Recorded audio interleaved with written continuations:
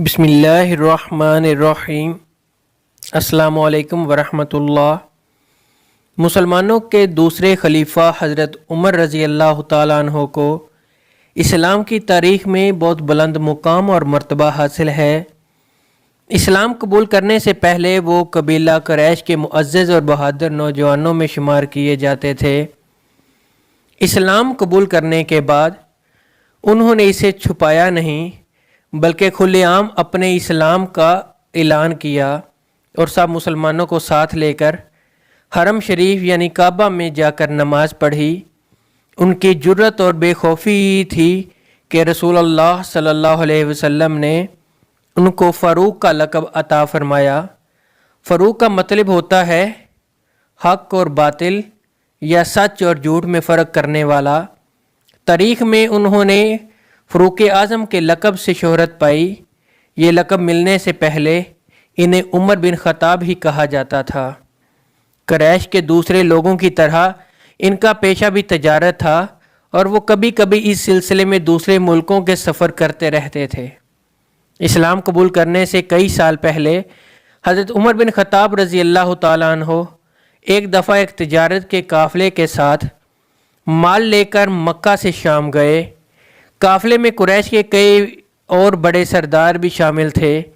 ये काफ़िला शाम के सबसे बड़े शहर दमिश्क गया और वहाँ अपना माल बेचकर वापस मक्का की तरफ रवाना हुआ।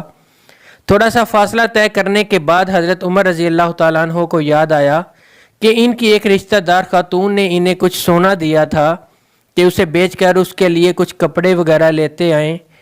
उन्होंने अपने काफ़िले के साथियों से कहा कि मैं फ़लाँ औरत का काम करने वापस दमिश्क जा रहा हूँ, कोशिश करूँगा कि ये काम करके जल्द वापस आ जाऊँ। हज़रत उमर रज़ी अल्लाह तआला अन्हो दमिश्क वापस गए तो बाज़ार बंद हो चुके थे। मजबूरन वो एक सराय में ठहर गए और सो गए। थोड़ी देर बाद अल्लाह का एक बंदा सराय में आया। उसने हज़रत उमर रज़ी अल्लाह तआला अन्हो को जगाया और अपने साथ घर ले गया। मालूम नहीं ये नेक आदमी हज़रत उमर रज़ी अल्लाह तआला अन्हो को पहले से जानता था। हज़रत उमर पहले भी कई बार दमिश्क आ चुके थे या इनके वालिद ख़त्ताब से उनकी कोई वाक़फ़ियत थी। उसने हज़रत उमर रज़ी अल्लाह तआला अन्हो की बड़ी ख़ातर मदारत की। खाना खाकर वो तो सो गए और उनका मेज़बान रात भर इबादत करता रहा। सुबह को हज़रत उमर रज़ी अल्लाह तआला अन्हो बेदार हुए तो उनके मेज़बान ने कहा कि अकेले बाज़ार ना जाना, बाज़ार में लुटेरे अक्सर मुसाफिरों को लूट लेते हैं, मेरे साथ चलना। ये कहकर वो सो गया क्योंकि रात भर वो जागता रहा था। हज़रत उमर रज़ी अल्लाह तआला अन्हो ने इसे जगाना मुनासिब न समझा और अकेले बाज़ार चले गए। अभी बाज़ार खुला न था, वो बाज़ार खुलने का इंतज़ार करने लगे।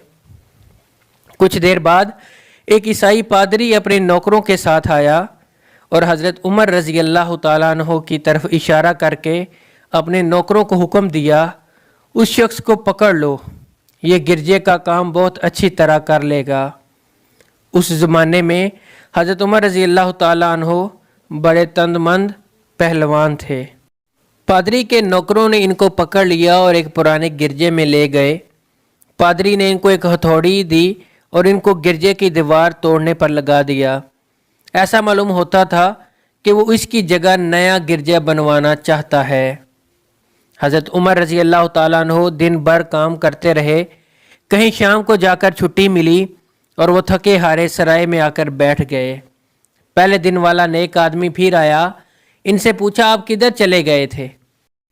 हज़रत उमर रज़ी अल्लाह तआला अन्हो ने इसे सारा किस्सा सुनाया तो वो इन्हें फिर अपने घर ले गया।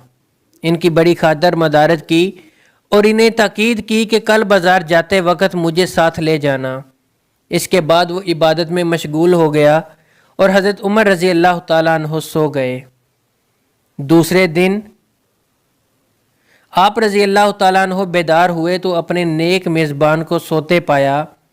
इन्होंने अब की बार भी उसको जगाना मुनासिब न समझा और अकेले बाज़ार चले गए।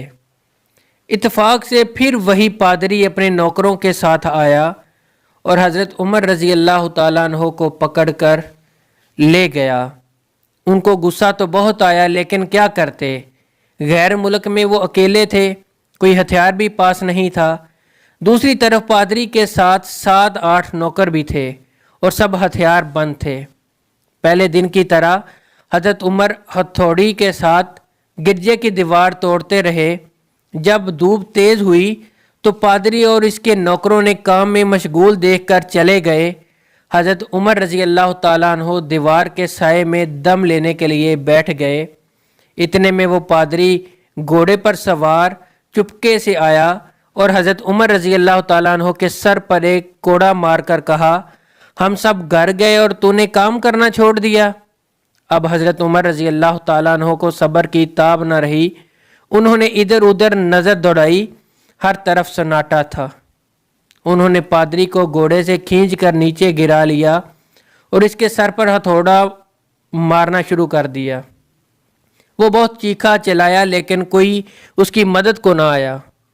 हज़रत उमर रज़ी अल्लाह ताला अन्हु ने टूटी हुई दीवार का एक भारी टुकड़ा उठाकर उसके सर पर दे मारा। वो पहले ही जख्मी था, अब इसने दम दे दिया।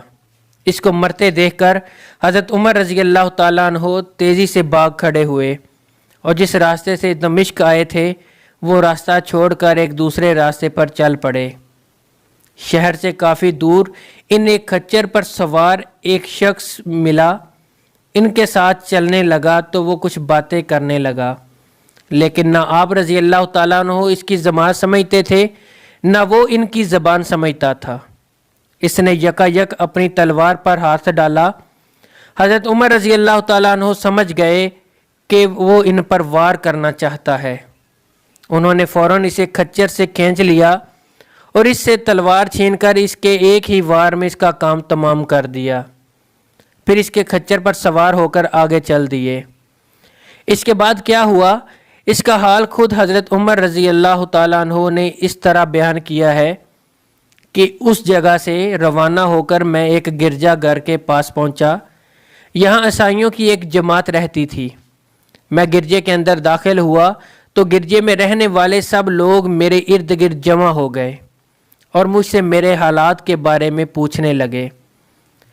फिर वो अपने अस्कुफ ईसाई आलम के पास गए और उसे मेरे गिरजे में आने की इतला दी। उसकुफ मेरे पास आया और मुझे नहायत गौर से देखने के बाद कहने लगा, ऐसा मालूम होता है कि तुम्हें किसी चीज़ का खौफ है। मैंने कहा, तुमने कैसे अंदाज़ा लगाया है कि मुझे किसी चीज़ का खौफ है? उसने मेरे सवाल को टाल दिया और कहा, आप जब तक चाहें यहाँ ठहरे, आपको यहाँ किसी किस्म का कोई ख़तरा नहीं, क्योंकि आप हमारी हिफाजत में हैं। फिर उसने अपने घर में मेहमान की तरह रखा और मेरी नहायत खातर मदारत की और फिर पूछा, आप कौन हैं? मैंने इसे बताया कि मैं मक्का का रहने वाला हूँ और कबीला करैश से ताल्लुक़ है। एक तजारती काफ़िले के साथ शाम आया था। तजारत का माल बेचने के बाद अपने एक ज़रूरी काम के लिए मुझे अपने काफ़िले से जुदा होना पड़ा। अब मैं अपने वापस वतन जा रहा हूँ। रास्ता भटक कर इधर आ निकला। उसको मुझे गौर से देखता रहा और बार बार तरह तरह के सवालात करता रहा। मैंने उसके यहाँ नहायत आराम से रात बसर की। सुबह को इसने पूछा, आपका इरादा अभी यहाँ ठहरने का है या आगे जाने का? मैंने कहा, मैं अब आपसे रुखसत होना चाहता हूँ। ये सुनकर उसको अपना शानदार गधा, जो बड़ी खूबसूरत और नहायत तेज़ रफ्तार लेकर आया, इस पर पालान कसा और खराजियाँ लादीं, जिनमें खाने की मज़ेदार चीज़ें और कीमती तोहफे भरे हुए थे। खराजियाँ इन थैलियों को कहते हैं जो गधे की पीठ पर सम्मान के लिए बांध देते हैं। फिर इसने कहा, आप इस गधे पर सवार हो जाएं और चल पड़ें। रास्ते में आपका गुज़र किसी ईसाई के मकान के पास होगा तो वो आपको इस गधे पर सवार देखकर आपकी बेहद ताज़ीम करेगा और आपकी खातर मदारत में कोई कसर उठा ना रखेगा। ये कहकर उसको ने मेरा हाथ पकड़ा और तन्हाई में ले जाकर कहने लगा, ए उमर, आप पर मेरा हक वाजिब हो गया है। मैंने कहा, बेशक। उसने कहा, आपका ताल्लुक़ एक मुअज़्ज़ज़ कौम से है, मेरी आपसे एक गर्ज है। मैंने कहा, आप बयान करें। لیکن حیرت کی بات ہے کہ آپ جیسا بڑا آدمی مجھ جیسے پریشان حال مسافر سے کوئی غرض رکھتا ہو۔ اس نے بڑے یقین بڑے لہجے میں کہا، سنیں، میں ایک ایسا آدمی ہوں جسے اللہ تعالیٰ نے آسمانی کتابوں کا علم عطا کیا ہے۔ میں نے آپ کی ذات میں بہت سی ایسی نشانیاں دیکھی ہیں جو ظاہر کرتی ہیں جب ایک مقرر مدت پوری ہو جائے گی تو حالات میں زبردست تبدیلی آئے گی۔ اس وقت آپ ہمارے ملک کے حاکم بن جائیں گے اور یہاں کے سب سے بڑے شہروں میں آپ ہی کا حکم چلے گا۔ پھر اسقف نے اپنی جیب سے دوات، قلم اور کاغذ نکالی اور کہا، میری غرض یہ ہے کہ آپ اس کاغذ پر لکھ دیں کہ اس گرجے اور اس کی جائیداد پر جزیہ یا کسی قسم کا حکومتی محصول معاف ہوگا۔ میں نے حیران ہو کر اسقف سے کہا، آپ مجھ سے مذاق کر رہے ہیں؟ اس نے کہا، قسم ہے اس ذات کی جس نے حضرت عیسیٰ علیہ السلام پر انجیل نازل فرمائی، جو کچھ کہہ رہا ہوں بالکل سچ ہے۔ آپ مہربانی فرمائیں اور میری درخواست قبول فرمائیں۔ میں نے اسقف کی باتوں کو اس کا وہم سمجھا اور جس طرح اس نے کہا اس طرح کاغذ اس کو دے دیا اور گدھے پر سوار ہو کر وہاں سے چل پڑا۔ راستے میں مجھے کئی جگہ عیسائیوں کی جماعتیں ملیں۔ انہوں نے اسقف کے گدھے پر مجھے سوار دیکھ کر میری بڑی خاطر مدارت کی اور میں اس طرح جگہ جگہ عیسائیوں کا مہمان بنتا تبوک پہنچ گیا۔ تبوک شام اور عرب کی سرحد کے قریب ایک قصبہ ہے۔ اللہ تبارک تعالیٰ کی شان، جس تجارتی قافلے کے ساتھ میں گیا تھا وہ کافی دیر میرا انتظار کرنے کے بعد اس جگہ سے چل پڑا تھا جہاں میں نے ان سے چھوڑا تھا، اور اب تبوک میں ایک کنویں کے قریب ڈیرا ڈالے ہوئے تھا۔ قافلے والے میرے ساتھی مجھے دیکھتے ہی میری طرف دوڑ پڑے اور مجھ سے مل کر بہت خوش ہوئے اور کہنے لگے، اے ابن خطاب، ہم لوگ تمہارا انتظار کرتے کرتے بالکل مایوس ہو گئے تھے، تو ہم نے اس مقام سے کوچ کر دیا جہاں سے تم واپس دمشق گئے تھے، مگر تمہارے بارے میں ہم سخت پریشان تھے۔ یہ تو بتاؤ اتنے دن کہاں رہے؟ میں نے وہ تمام حالات بیان کیے جو مجھے پیش آئے تھے، لیکن اسقف سے میری گفتگو ہوئی وہ بالکل ظاہر نہ کی، کیونکہ میں اسقف کی باتوں کو اس کا وہم اور اس کے عقیدے کی کمزوری سمجھتا تھا۔ قریش کے ایک سردار ابو سفیان بھی اس قافلے میں شامل تھے۔ انہوں نے مجھے اس شاندار گدھے پر سوار دیکھ کر کہا، ارے تم لوگ اس نوجوان کی اقبال مندی تو دیکھو، اسے کسی ایسے میدان میں چھوڑ دیا جائے جہاں نہ پانی ہو نہ سبزہ، پھر بھی اسے رزق مل جائے گا۔ اسقف نے رخصت کرتے وقت مجھ سے کہا تھا کہ جب میں اپنے ساتھیوں کے پاس پہنچ جاؤں اور گدھے کی ضرورت نہ ہو تو اس کی رسی کو خرجیوں میں رکھ کر اور خرجیوں کو مضبوطی سے باندھ کر گدھے کو اسی جگہ چھوڑ دوں۔ میں نے ایسا ہی کیا۔ ابو سفیان نے کہا، ارے یہ تم مجھ نے کیا کر دیا؟ گدھے کو ایسی جگہ چھوڑ دیا جہاں سے چور اور درندے اکثر گزرتے رہتے ہیں۔ میں نے کہا کہ اس کے مالک نے مجھے ایسا کرنے کی ہدایت کی تھی، وہی ان کی عادتوں سے زیادہ واقف ہے۔ وہاں سے روانہ ہو کر ہمارا قافلہ مکہ پہنچا اور میرے اسقف کے درمیان جو گفتگو ہوئی تھی وہ مجھے بلائے نہ بھولی تھی۔ پہلے تو کئی دن میں نے اسے دل ہی دل میں رکھ لیا، لیکن پھر مجھ سے ضبط نہ ہو سکا اور میں نے یہ راز اپنی اس رشتہ دار خاتون کے سامنے ظاہر کر دیا جس نے مجھے سونا تھا۔ وہ بڑی عقل مند خاتون تھی۔ اس نے مجھ سے کہا، اے ابن خطاب، میں تمہارے بچپن میں ہی سے تم سے اچھی نشانیاں دیکھ رہی ہوں۔ تم جب چھوٹے تھے تو میں نے ایک دفعہ خواب میں دیکھا تھا کہ تم لمبے ہوتے جا رہے ہو اور تمہارا قد اتنا لمبا ہو گیا ہے کہ تو نے آسمان کو چھو لیا۔ یہ دیکھ کر میں نے خواب میں کہا، ارے یہ میرے بچے کی کیا حالت ہے؟ کسی نے کہا، یہ لڑکا جلد ہی دنیا اور آخرت میں بلائی پانے والا بنے گا۔ جاہلیت کے زمانے میں اس قسم کی باتوں کا مطلب میری سمجھ میں نہیں آتا تھا۔ مکہ میں ایک شخص اہل کتاب یہود و نصارہ میں سے تھا جو بہت گمنام تھا۔ عام لوگ اس سے واقف نہیں تھے، لیکن قریش کے سردار اسے پہچانتے تھے، اس کی بہت عزت کرتے تھے۔ ایک دن میں دوپہر کے وقت ان کے ہاں گیا اور اس کے مکان پر پہنچ کر اسے آواز دی، ذرا دروازہ کھولیے، مجھے آپ سے ایک ضروری کام ہے۔ اس نے دروازہ کھول دیا۔ میں نے اس سے کہا میں چند باتیں کرنا چاہتا ہوں اور چاہتا ہوں کہ آپ اپنے دل میں راز بنا کر رکھیں اور کسی کے سامنے ان کو ظاہر نہ کریں۔ اسے نے ایسا کرنے کا وعدہ کیا تو میں نے اپنے سفر کے تمام واقعات اس کے سامنے بیان کر دیے اور اپنے رشتہ دار خاتون کے خواب کا بھی ذکر کر دیا۔ جب میں اپنی گفتگو ختم کر چکا تو اس نے کہا، اے ابن خطاب، جس کو تم نے معافی کا وعدہ لکھ کر دیا وہ اس زمانے میں عیسائیوں کا سب سے بڑا عالم ہے، اور جو کچھ تم نے اس سے کہا وہ سب سچ ہے، اور جلد ہی وہ تمہارے سامنے آ جائے گا۔ جہاں تک تمہاری رشتہ دار خاتون کے خواب کا تعلق ہے تو اس سے یہ ظاہر ہوتا ہے کہ مکہ میں ایک بہت بڑا انقلاب آئے گا، زمانہ ایک نئی صورت اختیار کرے گا اور آنے والے زمانے کے آسمان و زمین بدل جائیں گے۔ میں وہاں سے گھر چلا آیا اور ان کی ساری باتیں اپنے دل میں لیے رہا۔ تھوڑے ہی عرصے کے بعد قریش کی مجلسوں میں رسول اللہ صلی اللہ علیہ وسلم کا ذکر ہونے لگا۔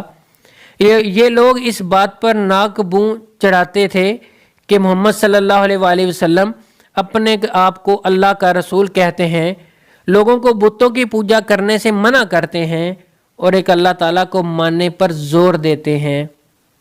جلد ہی اللہ تعالیٰ نے اسلام کو ظاہر کر دیا اور مجھے یقین ہو گیا کہ حالات وہی صورت اختیار کر رہے ہیں جن کی طرف آسمانی کتابوں کے عالم شام اسقف نے اشارہ کیا۔ یہاں حضرت عمر رضی اللہ تعالیٰ عنہ کا بیان ختم ہو جاتا ہے۔ نبوت کے 6 سال حضرت عمر رضی اللہ تعالیٰ عنہ نے اسلام قبول کر لیا اور رسول اللہ صلی اللہ علیہ وآلہ وسلم کے جانثار ساتھی بن گئے۔ سن 11 ہجری میں رسول اللہ صلی اللہ علیہ وآلہ وسلم نے اس دنیا سے پردہ فرمایا تو حضرت ابو بکر صدیق رضی اللہ تعالیٰ عنہ مسلمانوں کے پہلے خلیفہ بنے۔ سن 13 ہجری میں انہوں نے وفات پائی تو حضرت عمر فاروق رضی اللہ تعالیٰ عنہ خلیفہ بنے۔ ان کے سفر نامے کی روایت کرنے والے راوی کا بیان ہے کہ حضرت عمر رضی اللہ تعالیٰ عنہ اپنی خلافت کے زمانے میں شام تشریف لے گئے تو ایک بہت بوڑھا آدمی جس کے بال برف کی طرح سفید ہو چکے تھے عیسائیوں کی ایک جماعت کے ساتھ ان کی خدمت میں حاضر ہوا اور عرض کیا، اے امیر المومنین، کیا آپ مجھے جانتے ہیں؟ حضرت عمر رضی اللہ تعالیٰ عنہ نے فرمایا، اگر آپ شام کے فلاں گرجے میں اسقف ہیں تو میں آپ کو پہچانتا ہوں۔ اس نے کہا، جی ہاں، میں وہی اسقف ہوں۔ حضرت عمر رضی اللہ تعالیٰ عنہ نے فرمایا، میں نے آپ سے لکھ کر جو عہد کیا تھا وہی ابھی تک قائم ہے۔ اللہ تعالیٰ نے اپنے رسول محمد صلی اللہ علیہ وآلہ وسلم کے ذریعے ہمیں عزت بخشی۔ انہوں نے ہمیں اللہ تعالیٰ کے پسندیدہ دین اسلام کی طرف دعوت دی، ہم نے یہ دعوت قبول کی۔ آپ ہی نے مجھے ان باتوں سے آگاہ کیا تھا۔ اب آپ کو کون سی چیز اسلام قبول کرنے سے روکتی ہے؟ بوڑھے اسقف نے حضرت عمر رضی اللہ تعالیٰ عنہ کی باتیں سن کر اسی وقت اپنے ساتھیوں سمیت کلمہ پڑھ کر اسلام کی دولت حاصل کر لی۔